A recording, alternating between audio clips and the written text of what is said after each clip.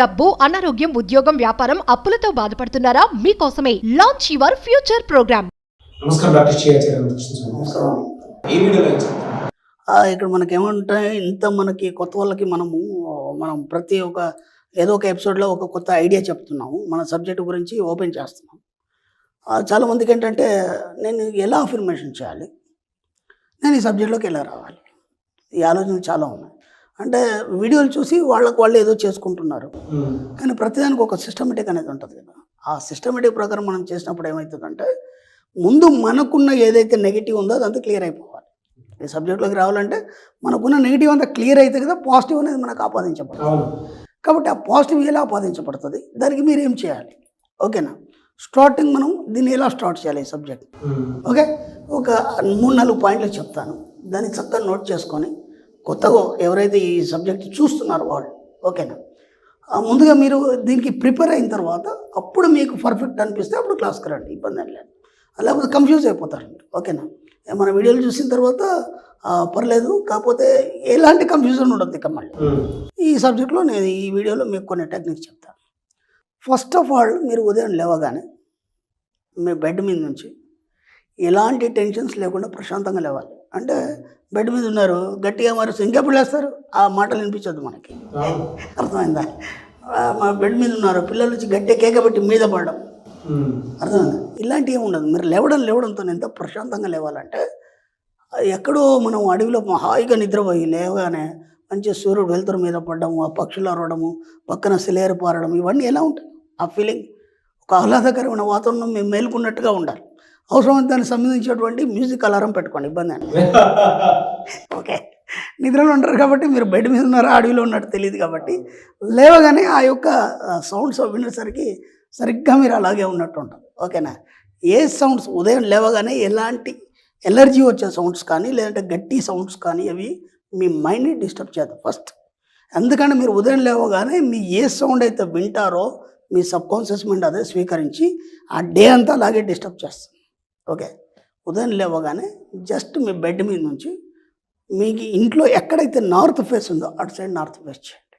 మీ ఇంట్లో north at ఉంది అటు ఫేస్ చేయండి. ఏం మాట్లాడదు, ఇంకా మనకు అన్ని పనికిరాని సెంటిమెంట్లు ఉన్నాయి కదా. ఇంతకుముందు నేను లేవగానే మా పాపను చూస్తే నాకు బాగుంటుంది, భార్యను చూస్తే బాగుంటుంది, లేకపోతే ఇంకేదో ఫోటో ఇప్పుడు మొబైల్స్లో పెట్టుకొని చూస్తే బాగుంటుంది, అట్లాంటి పిచ్చి ఏం లేవు, పక్కన పెట్టండి. అది మన సబ్జెక్ట్లో నేను చెప్తున్నాను. ఓకేనా, ఉదయం లేవగానే నార్త్ సైడ్ ఫేస్ చేస్తాం. ఫేస్ చేసి హాయిగా 3 సార్లు గట్టి కూర్చోని, మనం బెడ్ దిగం అప్పటికే. ఓకేనా, ఇలా కూర్చొని ప్రశాంతంగా మీకు ఎలా వీలైతే అట్లా సుఖాసనంలో కూర్చొని బెడ్ మీద నార్త్ సైడ్ ఫేస్ చేసి 3 సార్లు మెల్లిగా శ్వాస పీల్చి వదలండి. ఓకే, శ్వాస పీల్చి వదిలిన తర్వాత జస్ట్ ఈ చిటికనేలు పెట్టుకొని ఇక్కడ రిచ్, RICH, రిచ్ అని రాసుకోండి, లేదా ఐఎమ్ రిచ్ అని రాసుకోండి. ఇక్కడ నుంచి ఇక్కడ దాకా అయితే ఐఎమ్ రిచ్ పడుతుంది. సింపుల్ రిచ్ అంటే ఇట్లా. ఓకేనా, నార్త్ సైడ్ ఎందుకు ఫేస్ చేయాలంటే దాన్ని కుబేరస్థానం అంటారు. మన యొక్క మన సంస్కృతిని బట్టి కుబేరస్థానం అంటారు. కాకపోతే సైన్స్ ప్రకారం తీసుకుంటే సౌత్ పోల్, నార్త్ పోల్ 2 ఉంటాయి. అర్థమైందా? నార్త్ సౌత్ పోలే ఆకర్షించుకోవడం అనేది జరుగుతుంది. ఓకేనా, కాబట్టి మనకి ఏదైనా రావాలంటే ఇక్కడ నుంచి నార్త్ నుంచి రావాలి. అందుకని నార్త్ సైడ్ ఫేస్ చేయాలి. సైన్స్ ప్రకారం చెప్తున్నాను, మళ్ళీ అవన్నీ వద్దిక మనకి. ఓకేనా, జస్ట్ రిచ్ అని రాసుకోండి. రిచ్ అని రాసుకొని కాళ్ళు కింద పెడతారు. కాళ్ళు కింద పెట్టేవాడు ఒక కాలు కింద పెట్టేవాడు డబ్బు అని చెప్పండి, ఇంకో కాలు కింద పెట్టాడు సంపద అని చెప్పండి. ఓకేనా, ఆ తర్వాత మీరు కొద్దిగా ఫ్రెష్ అయిపోండి. ఫ్రెష్ అయిపోయాక ఇక 2 అఫర్మేషన్. ఫ్రెష్ అయిపోయిన తర్వాత టీ ఏదో ఆర్డర్ చేస్తారు కదా ఇంట్లో, టీ దేమని చెప్తారు కదా, అంతలో వీళ్ళ కూర్చొని ప్రశాంతంగా మీరు ఏ అఫర్మేషన్ చేసినా మీ వెన్నుముక ఇలా నిటారుగా ఉండాలి. ఫస్ట్ మీ బాడీ రిలాక్స్గా ఉండాలి. అంటే శ్వాస ఎక్కువ తక్కువ కానీ లేకపోతే ఏదో అలజడి కానీ ఇవన్నీ ఉండదు. జస్ట్ మీరు ఎంత 5 నిమిషాలు కంప్లీట్ అయిపోతుంది. 5 నిమిషాలు మీకు ఏ డిస్టర్బెన్స్ లేకుండా చూసుకోండి. లేదా ఎర్లీగా లేవండి, ఎవరు లేవకమంది. ఎందుకంటే ఆ మధ్యలో ఎవరో మాట్లాడతారు, టీవీ పెడతారు, ఆ పిల్లలు ఏదో పని మీద స్కూల్ హడావుడు ఉంటుంది, ఇవన్నీ ఉంటాయి. మీరు ఎప్పుడైనా లేవండి, నాకు సంబంధం లేదు. ఎర్లీగా లేస్తారా లేదా పిల్లలు స్కూల్ పోయినాక లేస్తారా, మీకే డిస్టర్బెన్స్ ఉంటుంది, అది చూసుకోండి మీ కన్వీనియన్స్ని బట్టి. ప్రశాంతంగా కూర్చొని చెప్పండి, నాకు అందరూ అన్ని వేళలా సహకరిస్తున్నందుకు విశ్వానికి కృతజ్ఞతలు. సెకండ్ అఫర్మేషన్ అయిపోయింది. ఓకేనా, ఒక్కసారి మీ స్టాఫ్ కానీ మీ భార్య పిల్లలు కానీ మీకు బంధువులు కానీ ఎవరైనా కానీ ఆ రోజు ఏమేమి పనులు ఉన్నాయి ఒకసారి ఇమాజిన్ చేయండి. ఓకే, ఇది చెప్పిన తర్వాత ఇమాజిన్ చేయండి. ఇమాజిన్ చేసే వాళ్ళతో ఏమైనా పనులు ఉన్నాయా? ఉంటే అవన్నీ మీకు తెలియకుండానే సంపూర్ణంగా అయిపోయినట్టుగా ఊహించండి. ఆ పని కంప్లీట్ అయిపోయింది, డబ్బులు రావాలి, ఎవరో ఇవ్వాలి డబ్బులు, వాళ్ళు తెచ్చి ఇచ్చేసారు, మీకు అయిపోయింది. ఆ పని కంప్లీట్ అయినందుకు విశ్వానికి కృతజ్ఞతలు. కొద్దిగా ఒక 2 నిమిషాలు ఏవైతే ఊహలు ఉన్నాయో వాటన్నిటిని మీ మైండ్లో పెట్టుకోండి. అది అయిపోయింది. ఆ తర్వాత టీ తాగుతుంటారు. టీ తాగుతూ ఒక అఫర్మేషన్ చేయండి. ఓకే, అన్ని రకాల డబ్బులు, అన్ని రకాల బిల్లులు నేను సమయంలోపు చెల్లించినందుకు విశ్వానికి కృతజ్ఞత. టీ కంప్లీట్ అయ్యే వరకు అదే చేయండి. ఇంకేం మాట్లాడదు. ఇక మధ్యలో టీవీ చూడడం, పేపర్ చూడడం అన్నది ఎంత మీకు ఒక 5-10 నిమిషాలు కంప్లీట్ అయిపోద్ది. స్టెప్ బై స్టెప్ మనం సబ్జెక్ట్లోకి ఎలా రావాలి. ఫస్ట్ ఏమైంది, మీరు లేవగానే మీరు రిచ్ తెలియజేశారు విశ్వానికి. ఓకే, రెండోది ఏమైంది, మీకు ఎవరికైతే డబ్బులు ఇవ్వాలి చేయాలి అందరూ మీకు అన్ని సహకరిస్తున్నట్టుగా ఇచ్చేశారు. ఓకే, మూడోది ఏమైంది, ఎవరికైతే డబ్బులు ఇవ్వాలి చేయాలి బిల్స్ ఏవైతున్నాయో అవన్నీ పే చేశారు. ఇంతకంటే మించి ఇంకేమున్నాయి? ఎక్సలెంట్ అఫర్మేషన్స్ కదా, రైట్. ఇప్పుడు ఇంకో అఫర్మేషన్ చేయండి. ఇప్పుడు ఇవన్నీ బిల్ చెల్లించాలంటే మీకు ఏం కావాలి? డబ్బు రావాలి కాబట్టి ఇంకొక అఫర్మేషన్ చేయండి. ఇక మీరు బాత్రూమ్కి వెళ్తారు కదా, స్నానం చేస్తూ, ఓకేనా? ఎందుకు చెప్తున్నానంటే ఒక్కొక్క దానికి ఒక్కొక్క అఫర్మేషన్ ఒక్కొక్క పాయింట్లో చేయాలి. చేసినప్పుడు ఏమవుతుందంటే మీ శరీరం నరనరాన అవన్నీ కూడా జీర్ణించిపోతాయి. జీర్ణించిపోయి ఆ విశ్వంతో ఏకమవుతాయి. అందుకని చెప్తున్నాం, స్నానం చేసేప్పుడు చేయండి హాయిగా. అంటే నా అవసరాలన్నింటినీ తీరుస్తున్నటువంటి డబ్బుకి కృతజ్ఞతలు. ఓకేనా? డబ్బు కావాలి కదా, ప్రతి అవసరానికి డబ్బు కావాలి కదా. నా అవసరాన్ని తీరుస్తున్నటువంటి డబ్బుకి కృతజ్ఞతలు. ఈ అఫర్మేషన్ స్నానం చేసేంతసేపు చేయండి. అంటే మీ పనులతో పాటు కలిపి అఫర్మేషన్ చేయడం వల్ల సెపరేట్గా కూర్చునే అవసరం లేదు మీకు. అర్థమైందా? ఏ డిస్టర్బెన్స్ ఉండదు. బాత్రూంలో ఎవడు మాట్లాడేవాడు ఉంటాడు, అవునా కదా? కాబట్టి హాయిగా స్నానం కూడా ఎలా చేస్తారంటే, ఇప్పుడు మీరు ఎక్కడే మెలుకున్నారు, మీరు మెలుకోగానే ఎక్కడున్నారు? మీరు అడవిలో ఉన్నారు కదా, మెలుకోని అడవిలో ఉన్నారు కదా. అడవిలో ఉన్నప్పుడు జలపాతం నుంచి నీళ్ళు పడుతున్న కింద ఇలా నిల్చుంటాం కదా హాయిగా జాయ్ఫుల్గా. అలా షవర్తోనే హాయిగా స్నానం చేస్తూ ఈ అఫర్మేషన్ చేయండి. అంటే మనం ప్రతి దగ్గర ప్రకృతితోని అనుసంధానం చేస్తూ మన లోపల ఉన్నటువంటి జీవక్రియల ద్వారా, అంత బయోకెమిస్ట్రీ అంటాం దాన్ని, దాంతో అనుసంధానం చేస్తున్నాం మనం. అర్థమవుతుందా? ఇప్పుడు ఏమైతే ప్రకృతితో మీకు తెలియకుండానే మీరు బాత్రూంలో ఉన్న జలపాతంతో అనుసంధానం అయిపోతారు. అలా హాయిగా అఫర్మేషన్ చేస్తూ అదొకటి చెప్పండి. ఇది అయిపోయింది. సాయంత్రం అయిపోయింది, మీ కార్యక్రమాలు అన్నీ ముగించుకున్నారు. ఓకే, తిన్నారు, పడుకున్నారు. ఆ పడుకున్న తర్వాత లాస్ట్ అఫర్మేషన్ ఒకటి చేయండి. నేను చాలా యవ్వనంగా నిరంతరం సంపూర్ణ ఆరోగ్యంగా ఉన్నందుకు విశ్వానికి కృతజ్ఞత. ఇది ఒకటి చెప్పి పడుకోండి, ఇంకేం లేదు. ఇక మీ ఈ 4-5 అఫర్మేషన్స్ ఇక రోజు చేయండి. ఒక నెల రోజుల తర్వాత చూడండి, మీ ఆరోగ్యం బాగుపడుతుంది, డబ్బు బాగుపడుతుంది, మీకు సహకరించే వాళ్ళు అందరూ సహకరిస్తారు, మీ జీవితం కొత్తగా మారిపోతుంది. మీకు ఎలాంటి కన్ఫ్యూజన్స్ లేవు. ఈ 5 చేస్తే మీ జీవితం మారిపోతుంది. దీన్ని కనీసం ప్రాక్టీస్ చేయండి. ఒక్క నెల రోజులు ప్రాక్టీస్ చేయండి. ఆ తర్వాత జీవితంలో ఒక భాగం చేసుకోండి. ఇంకా మీరు మళ్ళీ వెనక్కి తిరిగి చూసే అవసరం లేదు. అంటే సింపుల్గా చెప్పాలి అని అంటే నాకు ఏ విధంగా అనిపిస్తూ ఉంటుందంటే, వేరే పనితో సంబంధం లేకుండా తన పనిలో తాను మునిగిపోతూ నిమగ్నమై ఉంది. ఒక చెట్టు కింద ఋషులు కాలజ్ఞానం రాసేటప్పుడు ఏ పాయింట్ ఆఫ్ వ్యూలో రాస్తూ ఉంటారో నాకు తెలియదు. నాకు ఆ విజువల్ గుర్తొస్తూ ఉంటుంది. జస్ట్ కూర్చుంటారు, ఇలాగా కూర్చొని మీరు రాసుకుంటూ ఉంటారు. పైగా పెద్దగా ఏమైనా రాస్తారంటే ఒక లైనే ఉంటుంది. ఓన్లీ 5 మినిట్స్లో బయటకు వచ్చేస్తారు. 5 మినిట్స్లో బయటకు వచ్చేస్తారు.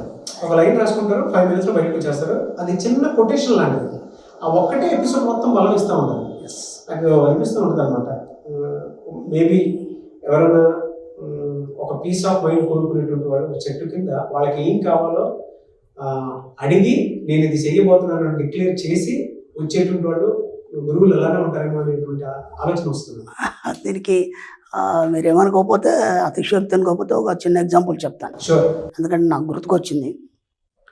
ఆశ్రమంలో గురుగారు దాదాపు మాతోని 1-2 గంటల వరకు కూర్చుండేది. ఏదో డిస్కషన్ చేస్తూ, ఏదో చెప్తూ, ఏదో చేస్తూ. అప్పుడు దాకా కూర్చున్న తర్వాత ఇక ఆయన బెడ్రూమ్లోకి వెళ్ళాక ఆయనకు అన్ని సేవలు చేసేసి, కాళ్ళు నొక్కేసి చేసి, దుప్పటి కప్పేసి, దోమలు కొట్టుకుంటాయి అన్ని ఏర్పాట్లు చేసేసి, డోర్ దగ్గర చేసేసి హాయిగా వెళ్ళి పడుకునేది. దాదాపు అప్పటికి 1-2 అయ్యేది. ఎప్పుడైనా వెళ్ళినా సరే ఎవరో తెలిసిన వాళ్ళు వచ్చేది, వాళ్ళు వెళ్ళిపోయేసరికి 11 అయ్యేది. తర్వాత అవి ఇవి అన్ని చర్చలు చేసుకొని చేస్తారు కానీ 1-2 అయ్యేది, 12-1 అయ్యేది. నేను వెళ్ళి పడుకునేది. ఆయన కనీస పర్యలు చేసేసి వెళ్ళి పడుకునేది. పడుకుందని అనుకోకుండా నాకు రాత్రులు నిద్ర రాదు. ఎన్నిసార్లు చెప్పుకున్నాం కదా మనం. ఒక గంట తర్వాతనో ఒక 2 గంటల తర్వాతనో జస్ట్ మెలకు వచ్చేసి బాత్రూమ్ వెళ్దాం అని చూస్తే ఆ గురుగారి డోర్ కొద్దిగా సందులోంచి లైట్ కనిపించేది. అదేంటి అని చెప్పేసి మళ్ళీ ఆ డోర్ ఓపెన్ చేస్తే ఆయన ఏదో రాసుకుంటూ కూర్చుంటాడు. నేనన్నాను, ఏమంటే ఇప్పటివరకు మెలుకొనే ఉన్నారు కదా, మీరు అదేంటి మళ్ళీ ఎప్పుడు ఇది అవసరం ఏముంది, లేచినాక రాసుకోవచ్చు కదా, 2-3 గంటలు నిద్ర లేకపోతే ఎలాగండి అనేది. నేనేం చేయాలరా, అదిగో అక్కడ కూర్చున్నాడు అని చెప్తున్నాను, నేను రాస్తున్నాను అనేది. మాకెవరు కనిపించేది కాదు. నేనేం చేయాలరా, వచ్చాడు లేపాడు అని చెప్తున్నాను, నేను రాసుకుంటున్నాను అనేది. అప్పుడు అంత అర్థం కాని స్థితి కదా మనకి. ఇప్పుడు కూడా నాకు మీరు అన్నట్టు వెళ్తారు, అట్లా ఒక 5 నిమిషాలు బయటకు వచ్చేస్తారంటే అక్కడ ఆయన గురువుని ఊహించుకున్నాడు. నాకు సబ్కాన్షియస్ మైండ్ నాకేదో చెప్తుంటుంది, లేసి ఇది రాయమని చెప్పేసి రాసేస్తాం అంతే. అది అసలు జరిగేది. అంటే ఒక స్థాయిలో వెళ్ళిన తర్వాత, ఒక సబ్జెక్ట్లో ఒక స్థాయిలో వెళ్ళిన తర్వాత, ఇప్పుడు మా స్టూడెంట్స్ కూడా చాలామంది కూడా చాలా అనుభవాలు చెప్తారు, అవన్నీ ఆశ్చర్యంగా ఉంటాయి. ఇది పాసిబుల్ అవుతుందా అని. అది ఏదైనా పాసిబుల్ అవుతుందని మనం ఎన్నోసార్లు చెప్పుకున్నాం కదా సబ్కాన్షియస్ మైండ్ ద్వారా. ఎస్, అలా వచ్చేస్తుంది, ఉన్నపలంగా మెలుగు వచ్చేస్తుంది. లేస్తాను, బుక్ తీసి పెన్ పేపర్ ఎప్పుడు నా బెడ్ పక్కన ఉంటుంది, లేకపోతే టేబుల్ మీద ఉంటుంది. చైరు నాకు రివాల్వింగ్ చైర్ ఉంటుంది, టక్కట రాసేస్తాను, రాసి పడుకుంటాను. తెల్లారి చూస్తాను, ఇంత అద్భుతంగా ఎలా వచ్చింది నాకే ఆశ్చర్యపోతాను. అంటే నా ఆలోచన అంటే నా యొక్క కాన్షియస్ మైండ్ ద్వారా రాలేదు, సబ్ కాన్షియస్ మైండ్ ద్వారా వచ్చింది కాబట్టి అంత అద్భుతంగా ఉంటుంది. సబ్ కాన్షియస్ అన్ని అద్భుతాలు చేస్తుంది. అది మళ్ళీ ఒక్క నెగిటివ్ కూడా రాదు. వస్తారు, జస్ట్ ఒక టీ తాగుతారు, దాని తర్వాత ఒక చిన్న పేపర్, అది కూడా ఎల్లో కలర్ పేపర్ పట్టుకుంటారు, పెన్నుతో రాస్తారు, 5 మినిట్స్ అంటారు, ఒక టీ తాగే టైం మాత్రం. అది చాలామంది అతిశయోక్తి అనుకుంటారు, కానీ ఒక చిన్న టీ తాగే టైం అనుకుంటారు, వస్తారు, కూర్చుంటారు, ఫటాఫట్ ఎపిసోడ్ అవగొడేస్తారు, వెళ్ళిపోతారు. చిన్న పెయిన్ కూడా ఉంది. ఈ సందర్భంగా మీరు మా గురుగారిని గుర్తు చేసిన అవకాశం ఇచ్చినందుకు మీకు కృతజ్ఞతలు. నేను మీకు స్పెషల్ థ్యాంక్స్ చెప్పాలి.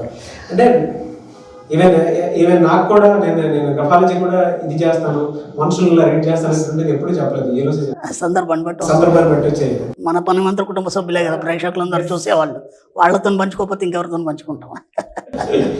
బట్ ఒక పాజిటివ్ వైబ్స్ అయితే డెఫినెట్గా వస్తాయి. ఈ రోజు వరకు మీరు ఆఫీస్కి వచ్చినా కూడా చాలా పాజిటివ్ వైబ్స్ అయితే డెఫినెట్గా వస్తాయి.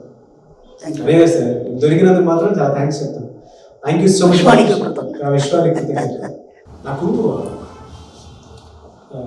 అంటే ఈరోజు చెప్తున్నాను, దేవుడు ఇచ్చిన గొప్ప వరం ఏమంది అంటే ఎక్స్ట్రా సెన్సిటివ్ పర్సెప్షన్. ఒక మనిషిని చూసినా, మనిషి రైటింగ్ని చూసినా, వాయిస్ని చూసినా కూడా వీళ్ళు దీనికి డెఫినెట్గా యూజ్ అవుతారు. వీళ్ళ వల్ల ఒక రివాల్యూషనరీ స్టెప్ పడుతుంది అనుకుంటే మనుషులు కూర్చోబెట్టుకుంటారు. జర్నలిస్ట్ నేను మీ రైటింగ్ చూశాను, చాలా బాగుంది, చాలా బాగుంది. అంటే నాకు కొంచెం గ్రఫాలజీ తెలుసు అనమాట. నేను చూసి ఆ రైటింగ్లోనే నాకు కొన్ని విషయాలు తెలుస్తాయి. ఈవెన్